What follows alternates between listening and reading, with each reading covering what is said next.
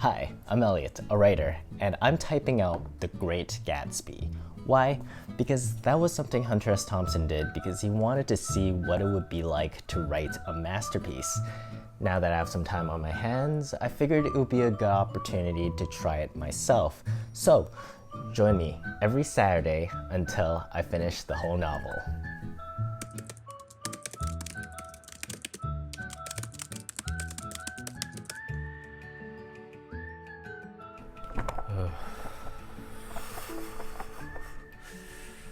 Welcome back to another episode of Typing Out The Great Gatsby with me, Elliot. How are you? How are you? Thank you. Thank you for joining me today. It's a beautiful day outside here. It's very hot. It's a hot day.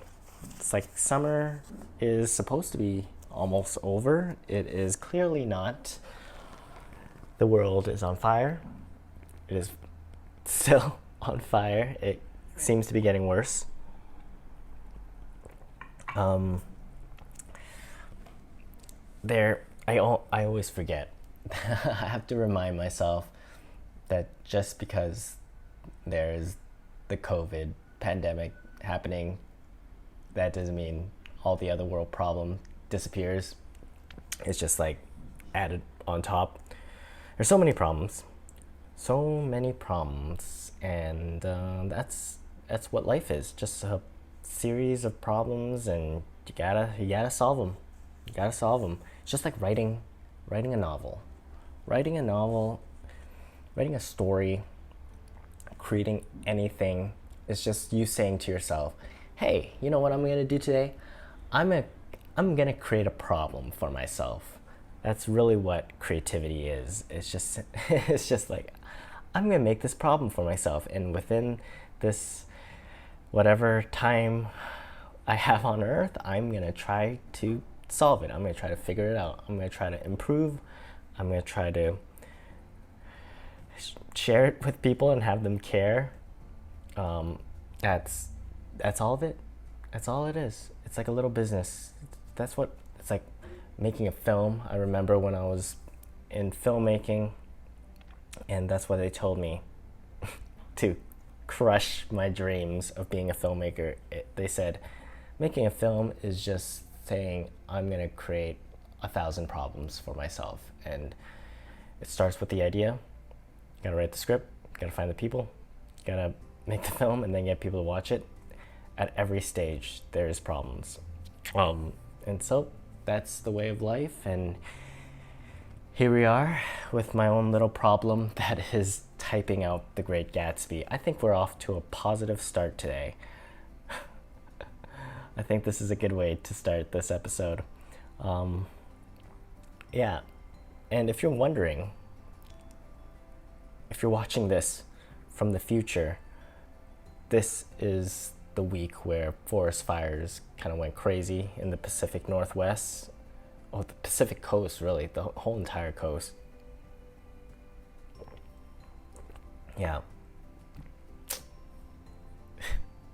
Problems. All right, we got a lot to do today, so we're gonna get started. Oh crap, I didn't think of an intention for this week. Let's look for problems. Just that. Let's look for problems for the characters. Let's look for problems. I guess they're kind of like conflicts. What is stopping the characters from getting what they want? Or what are they trying to solve? What are they trying to figure out?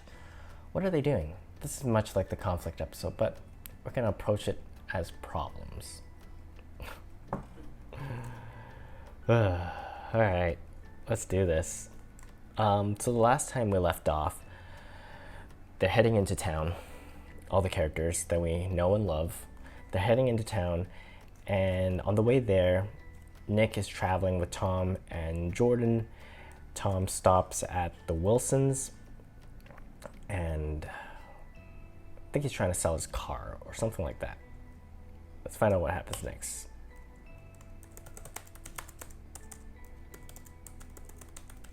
It's also like very hot today. I'm surprisingly got through most of the summer doing this with the windows closed because it gets pretty noisy. Today might be the hottest day of doing this, and how can I put this? I'm very tired.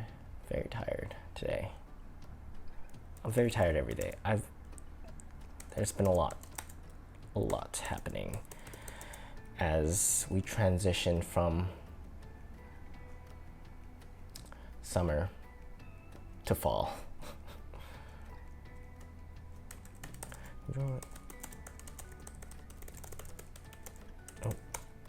White whips. So it's pretty clear what Tom's problem is. He's gonna lose his wife and his mistress. That's a bad day. When you lose your wife and your mistress on the same day, oh, waitress, mistress.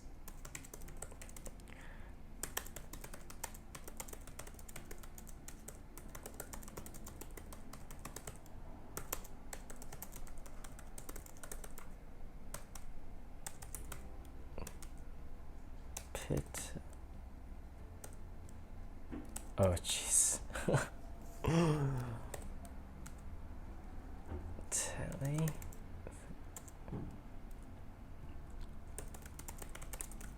Control, yeah.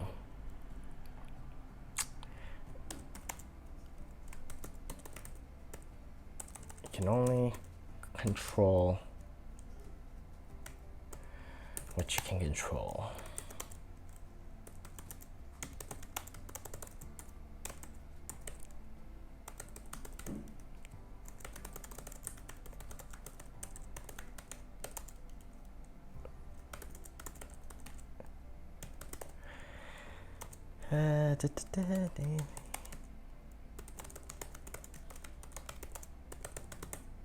Accelerator with the double purpose, overtaking Daisy behind.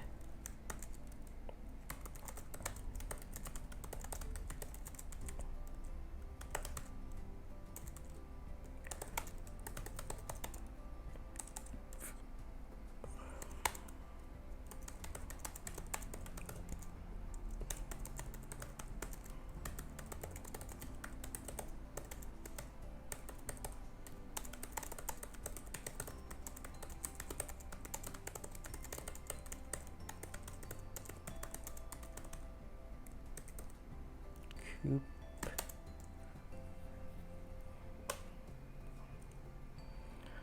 All right. Yeah. So Tom is just trying to get away from everything. He's actually doing a pretty good job controlling himself, in my opinion.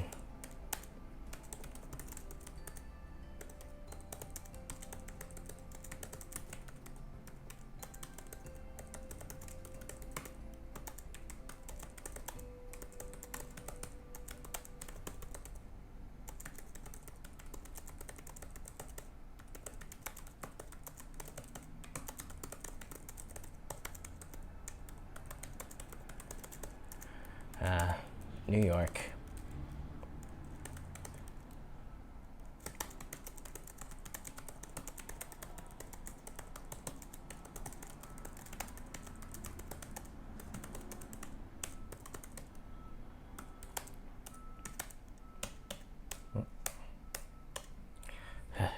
All right.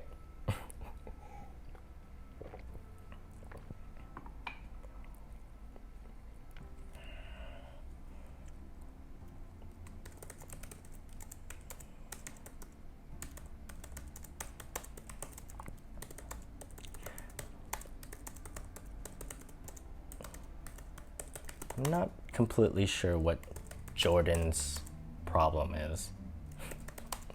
What's her problem? Why is she like this?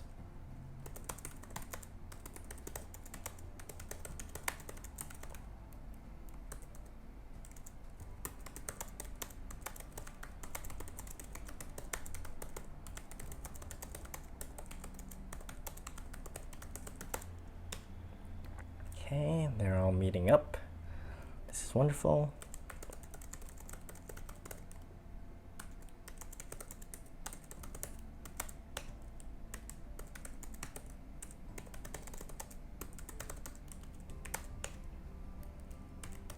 It's so hot.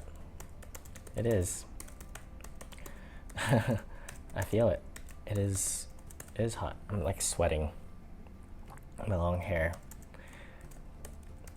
doesn't help.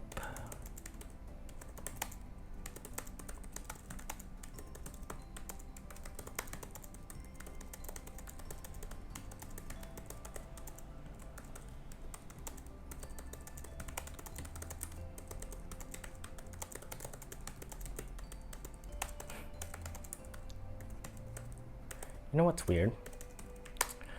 Imagining hanging out with your friends but without like your phone, a way to reach them, like you're separated, like you have to like be back here at this time.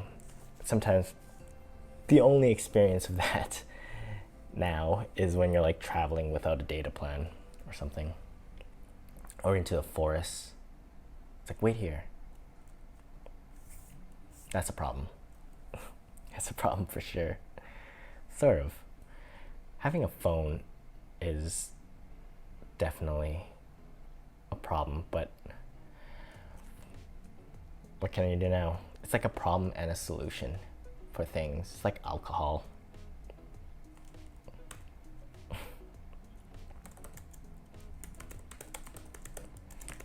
It's like what, say, like Fight Club. It's like the things you own ends up owning you. So you buy something to fix a problem, but then taking care of that thing becomes the problem that it it's like it replaces it. You know, it's like having a car. It's like, oh, I want a car like these people. It's like, okay, great, the problem I had about commuting is gone now that I have a car. However, now I gotta take care of a car. It never ends. It never ends. This is where my headspace is today.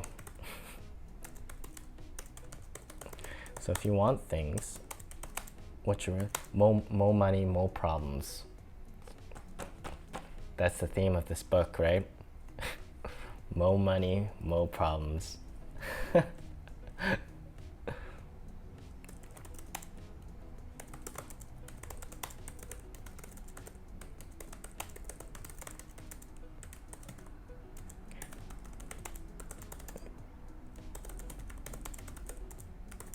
This is also the week that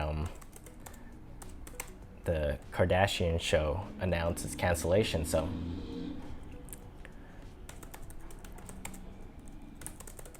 I haven't really, you can't argue about paying attention to what I'm writing. You can't argue about it here, Tom said impatiently as a truck gave a cursing whistle behind us. You follow me to the south side of Central Park in front of. So the problem now is they're all trying to figure out what to do now they're in the city.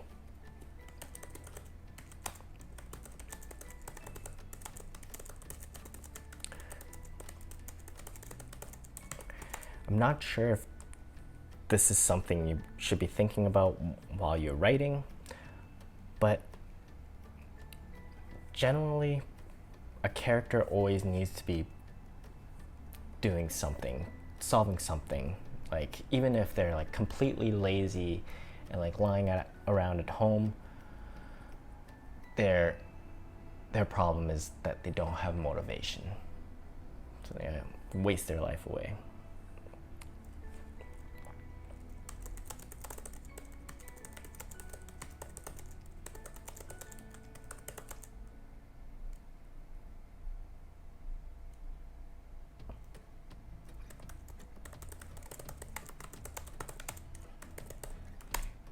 Tom is actually being really nice here. I have friends that would just like, hey, follow me to this place. And then they just book off and like cut in and out of lanes, like as if they're trying to lose me. So I'm starting to feel bad for this guy, this racist, cheating guy. This doesn't sound like a really fun day for him. Fun day in town.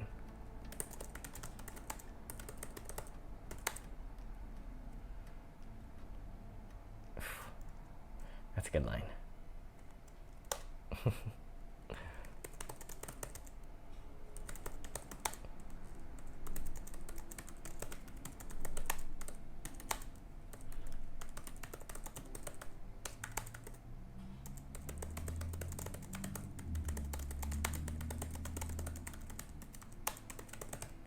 This is something I do often, is start a sentence like this. It's like, ah, all this could happen, but it didn't. But it didn't. I like it. That's kind of my style.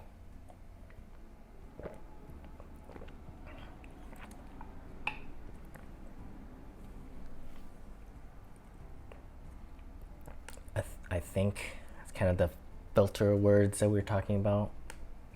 It could easily work with just, he was afraid they would dart down the side of the street and out of his life forever, but they didn't. I used to use I think a lot in academic writing. Or even just like in text, when I'm just trying to give my opinion. You gotta cut that out. Cut that out. I would cut this out.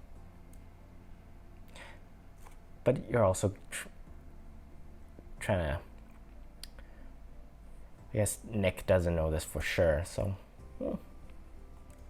I think they get the point.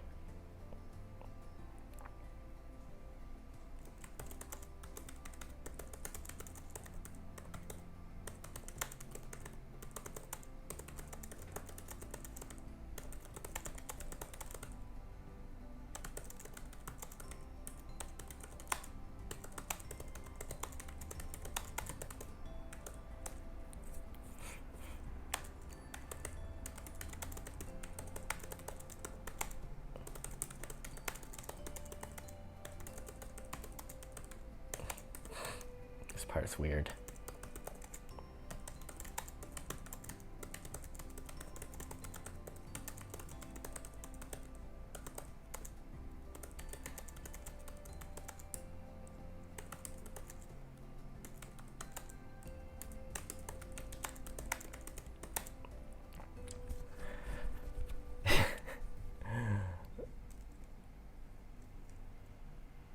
This is making me feel more hot.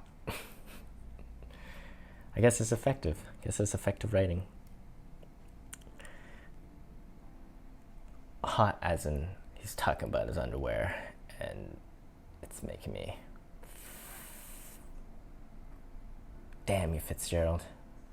Is this 50 Shades of Grey here? Imagine if I was typing out 50 Shades of Grey. I think I talked about this before. I think I will learn a lot from that as well. Maybe more. Probably more. It might be a more interesting show. Coming soon, after I finish this. 50 Shades of Grey.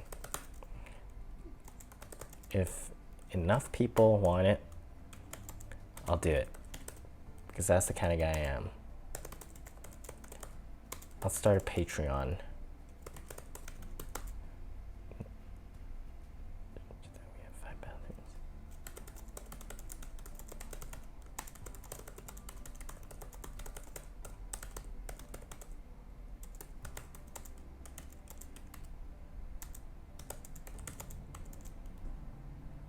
Oh, sure, I'm missing.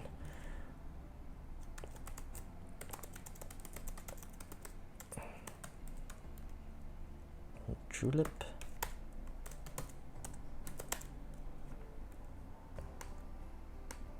Oh, that's right. I'm trying to correct Fitzgerald. Google Doc. Don't you know who he is?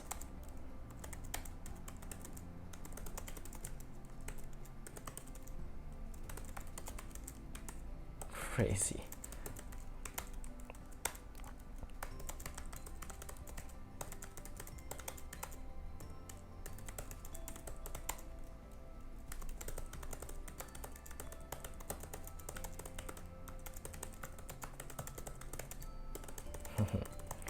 So there's several problems that are happening right now for these characters. First of all, they don't know what to do. Secondly, it's very hot. Then there's individual problems, right? There's like personal problems. There's problems that affect everybody, like global warming. Then there's individual problems, which is like me and my marriage, or me and my house. That doesn't affect everybody. So I think these characters are, what they're really talking about is like the problems that involve everybody, but what they're really thinking is the problems that involve themselves. So that's kind of how we need to think about it sometimes when characters are interacting with each other. To relate to each other, they need to address like the bigger problems that they're having, because they're not really able to get to the personal problem. It's like when I don't really have an example, just going to generalize here. Let's say this person really cares about social justice, but it's like it doesn't really involve them, or like a community thing. Let me think about this a little bit more. Yeah, it's a community thing. They're really worried about their community, but maybe what they're really actually worried about is their business, which kind of only affects them, sort of. But they need the community to be well in order for their business to be well, so they can't just only focus on the business. Gotta focus on when they need to talk to. I'm trying to talk here, Siren. That makes sense. So whenever you have characters interacting, it's good to know the problems that involve the whole group and also the individual problems of the characters. Take that. Wisdom. #wisdom.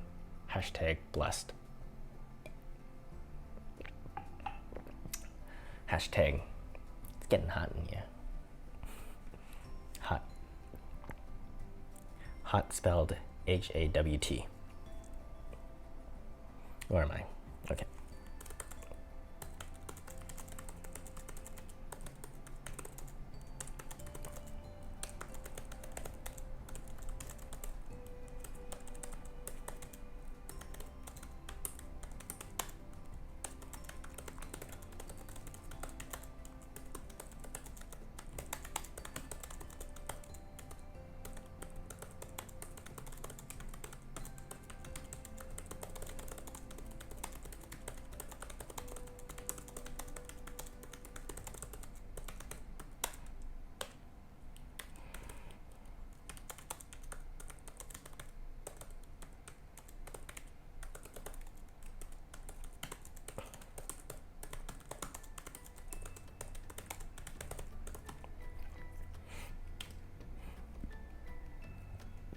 I was watching this thing, like just like a Facebook clip that just autoplays, and it was about like Greta Gerwig talking about her characters that she writes, and so she talks about how characters don't really talk about what they're feeling, but everything is motivated by what they're feeling. So when like that mom in Lady Bird is yelling at her daughter, Lady Bird, to clean her room, what she's really saying is, I'm afraid. But it comes out as, hey, clean your room. I found that to be really interesting. Just knowing the characters' emotions and not being so direct. And obviously it's not the appropriate way to approach problems because nothing will be solved. But that's kind of how people confront them, right? And you can kind of see it happening here in the story. They want to do things, but really none of what they're doing is kind of resolving the issue, the greater issue.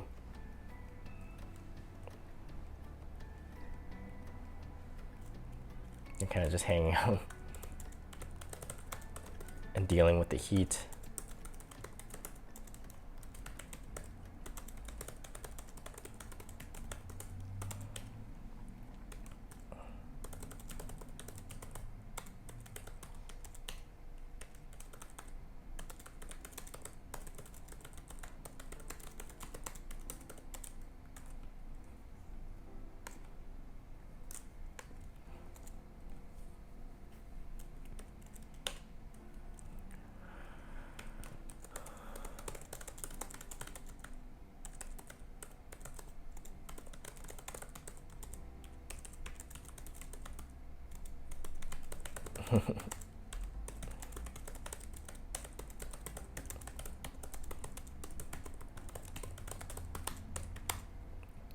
I think there's a lot of subtext to what Tom says. It's like, it's best not to talk about it. Just don't talk about it. Talking about it just makes it worse. And you can kind of see how he approaches all his real problems. It's like, let's just not even deal with it. To acknowledge it would be to create another problem, you know? It's like, oh, like we could bottle up the problem inside ourselves, but when you bring it out into the open, it's like, oh, great, now it's everybody's problem. It's like a smell. It's like you open this can of smell and suddenly, oof, we can all smell it now.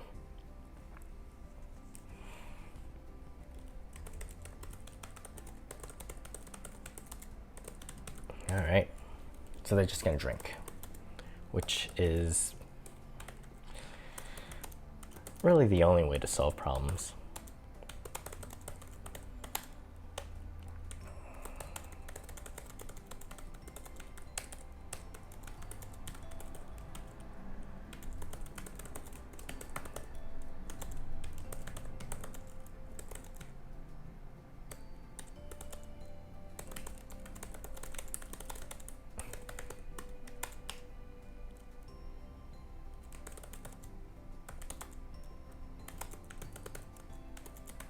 Ooh.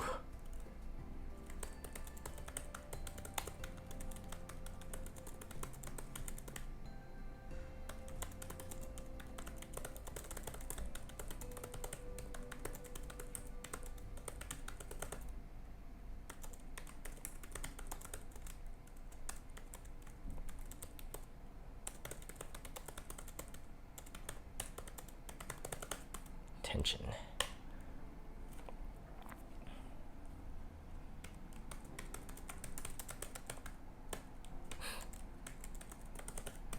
Nick just kind of wants to fix everything, but he isn't really capable of it. He's kind of just like observing all this. It's like none of this is really his problem. He's kind of just objectively analyzing the scene. And he's like, okay, it doesn't have to be a big deal. I'll pick it up. This little problem of the, what is it, the address book, the telephone book. That's a problem. It fell to the ground. And Nick's just like, okay, this little one, I can take care of this little thing. Like, don't worry about it, guys. This one I can handle. This is the one problem I can solve because I'm Nick. And I can't solve any of your relationship stuff, but I could definitely pick up this telephone book. Yeah, telephone book also. I haven't seen a telephone book in years. The last time I used a telephone book was to try to order pizza from a hotel. I could have used the internet. I miss those days, actually.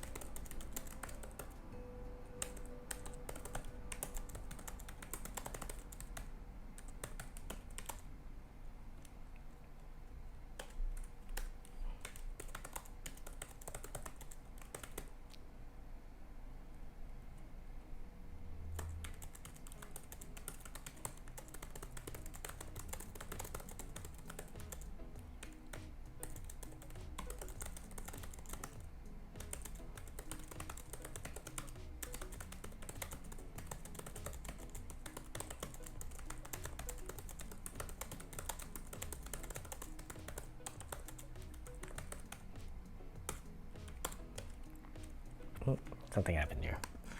My indentations. There you go.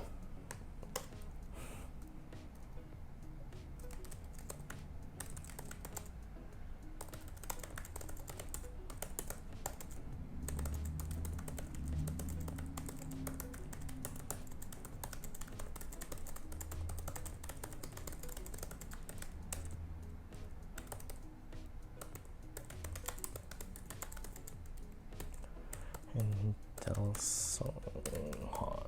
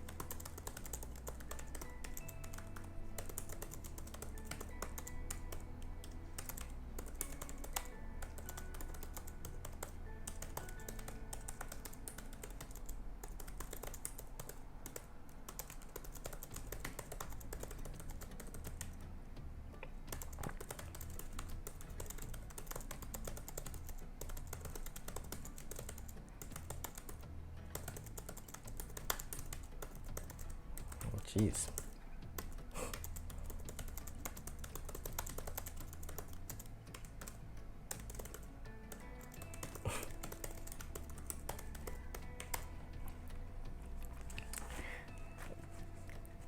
It's strange. Oh, still talking about the guy. All right. Let's take a little break for a moment and talk about Fitzgerald fun facts. This is the part of the show where I share a fun little tidbit about rather Fitzgerald, F. Scott Fitzgerald to be exact, or The Great Gatsby. Today, we're talking about Fitzgerald, and we're going to talk about the Great Depression. That's right. So, during the Great Depression, Fitzgerald's works were seen as elitist and materialistic. This, incidentally, caused his popularity and success to decrease and actually led to a lot of financial trouble for Fitzgerald. So, yeah, it goes to show that what you create, it's so impacted by the time in which it exists. It's like something that could be criticized during one period can also be revered in another period. I think like Fitzgerald like perfectly represents that as an artist. It's just so misunderstood at various points, but now I think he might be going through another phase where, like I mentioned a few months ago, that schools are banning The Great Gatsby from the library. I think it's an Alaskan school. It's like removing The Great Gatsby from their English class or whatever.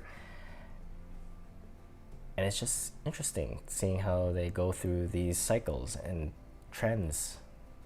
Trends change. Yeah. And like what resonated at a certain point. It's like people lose taste to certain things. It's like a diet. It's like just not at the right time. There's so many things that impact the success of a piece of work. Can't really control that stuff.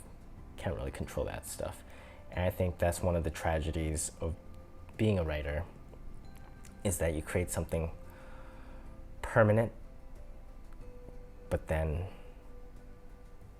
how people see it isn't permanent. People respond, people grow from it. And that's just life also. If only works can be like different volumes, have them evolve. I guess that's why they remake movies, but they tend to do it poorly. I don't think we should rewrite books.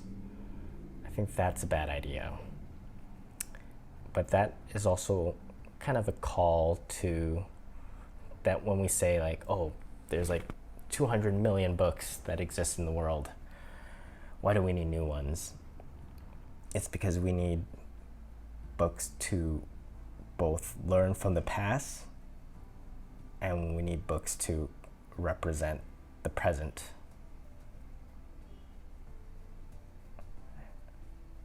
Something to think about just from the life of Fitzgerald, especially if we're pursuing writing.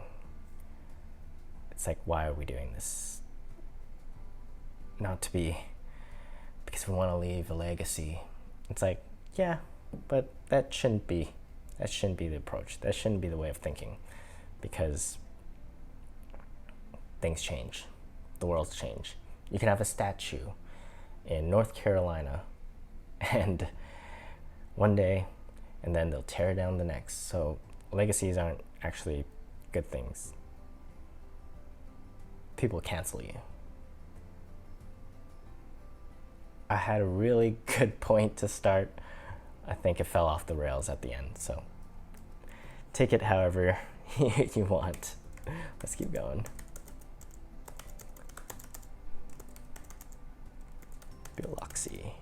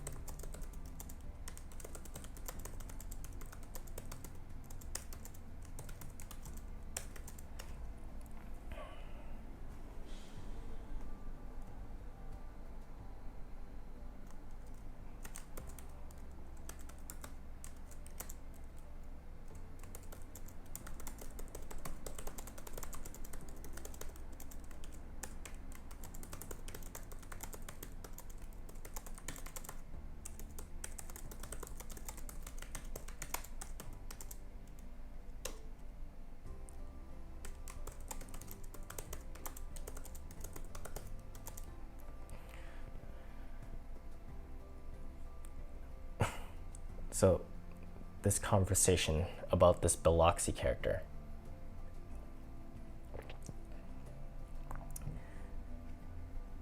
is kind of a surrogate conversation about their relationship by talking about this guy who they mutually kind of know, but their memory is weird. What they're really talking about is their relationship, I think.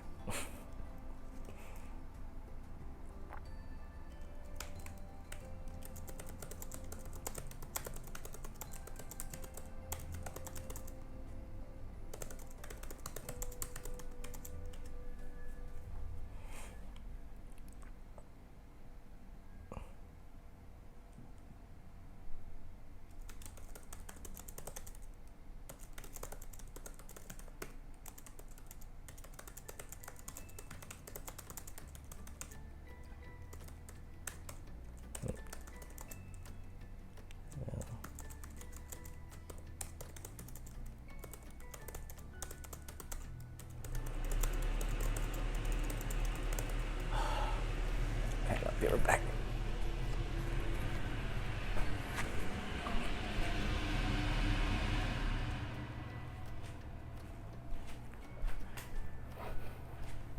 Oh. Okay. Sorry for touching that. Oh.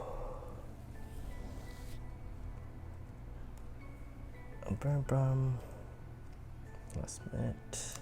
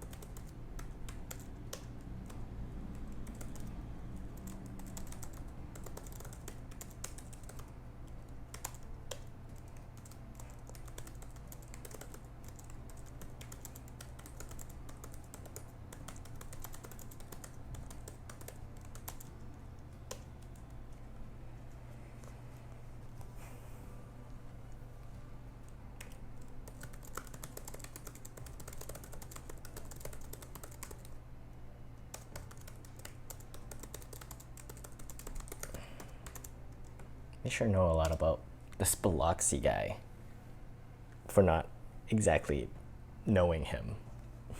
You know, it's weird that they're talking about him for so long.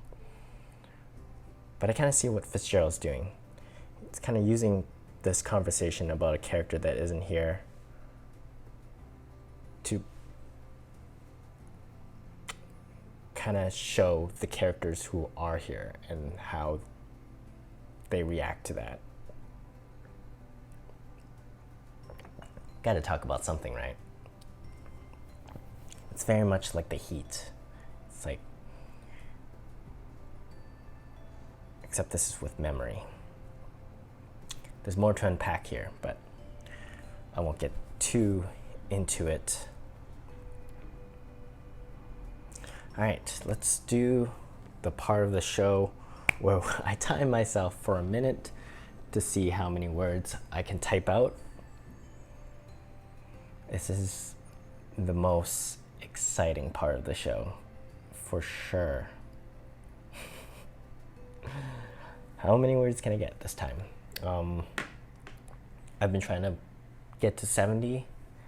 I got to 80 once, which is what I keep saying, but I haven't been able to get there again. I felt like that time was a fluke.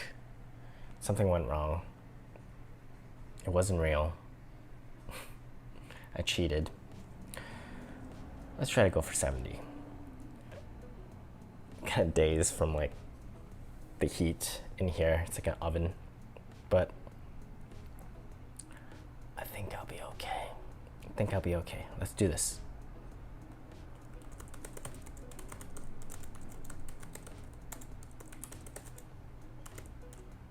Okay.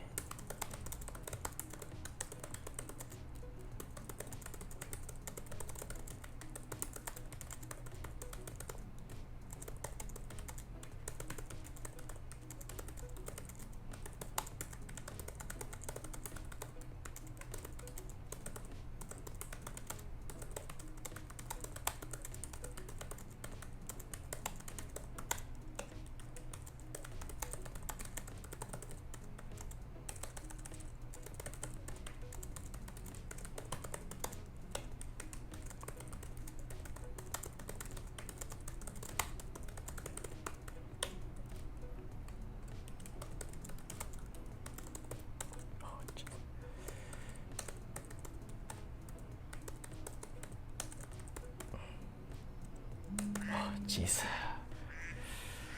The 1919. 19 is a tricky word to spell. Whenever it has like repeated letters, you just kind of type too many. Well, that was good. Wasn't great. I don't think I got anywhere close to what I wanted to get. 60, right on the dot. There you go. Very, very okay. That was okay. There you go.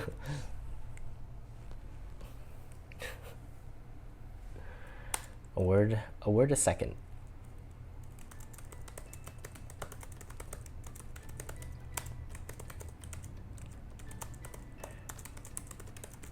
Imagine if I just try to like time myself from beginning to end to see how quickly I could type the whole thing out. That would be a very different video. Very tiring, I imagine myself. But I'll be done faster. I think it'll take me like a few hours. And then my fingers will be broken.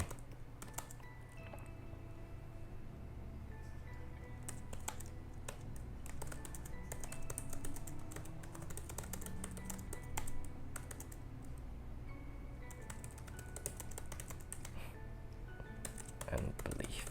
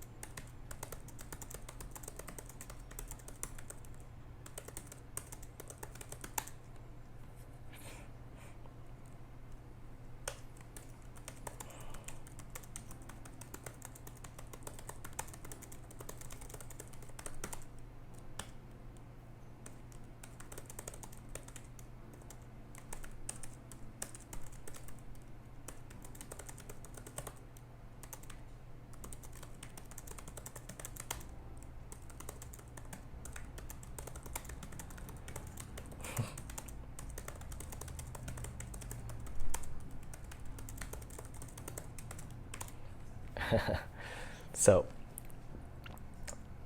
through this whole scene, it's been like a quiet battle between Tom and Gatsby, right?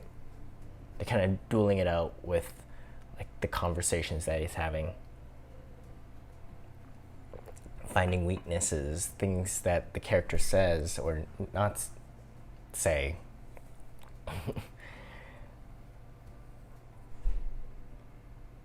And it's like a duel.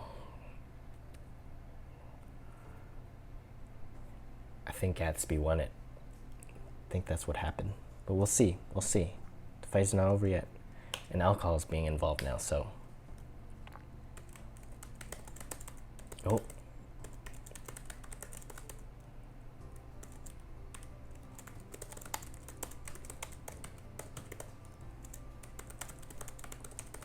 Yeah, he's not defeated yet.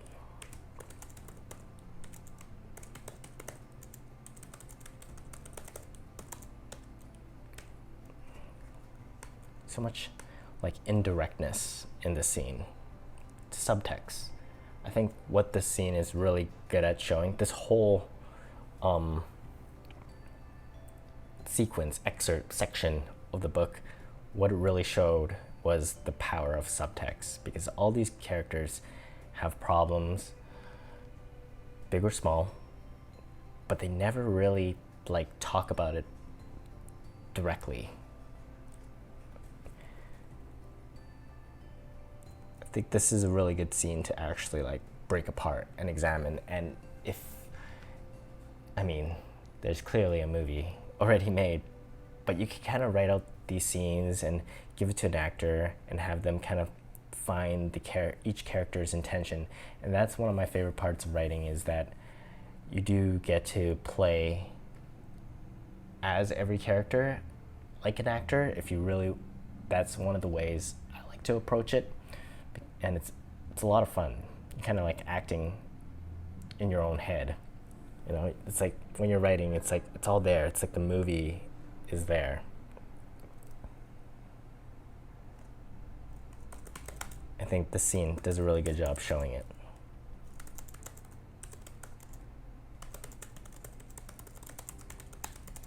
Ooh.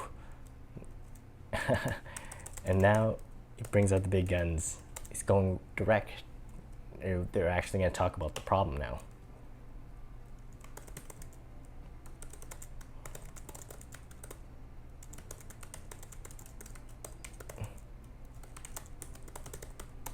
It's like a weight off their shoulder, to be honest.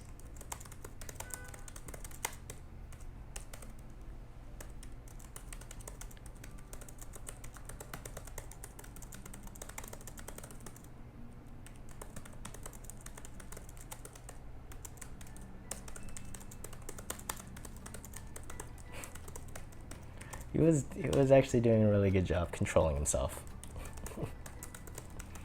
Until now.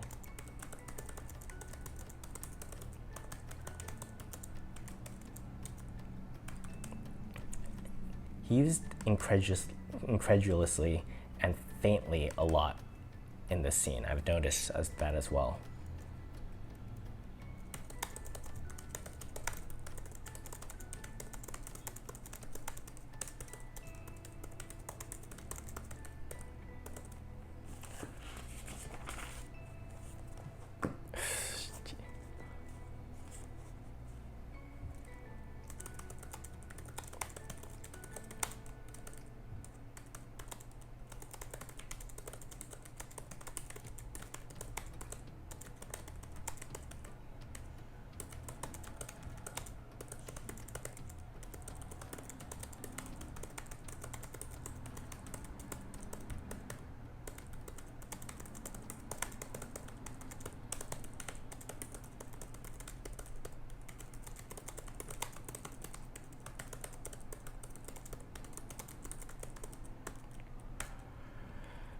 Wow.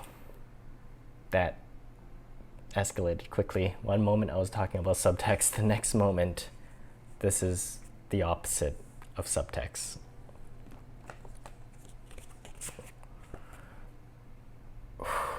That was a hot scene. Hot scene. hot off the press. Not really. Oh, that's not true. Wow, I am losing my mind here. It's hot, hot, hot, hot.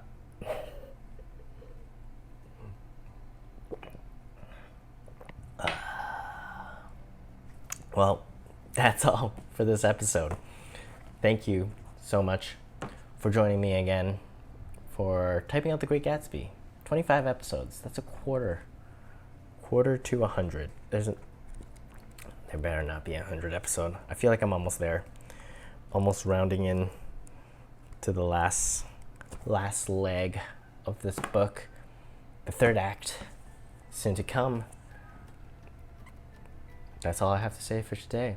Thank you so much for joining me. Thank you for all the support and love, appreciation, feedback, any of it, for existing in general. Please stay safe, stay warm, stay out of the fire, out of the swarm of viruses. Don't be racist. What else? What else can you do? I don't know.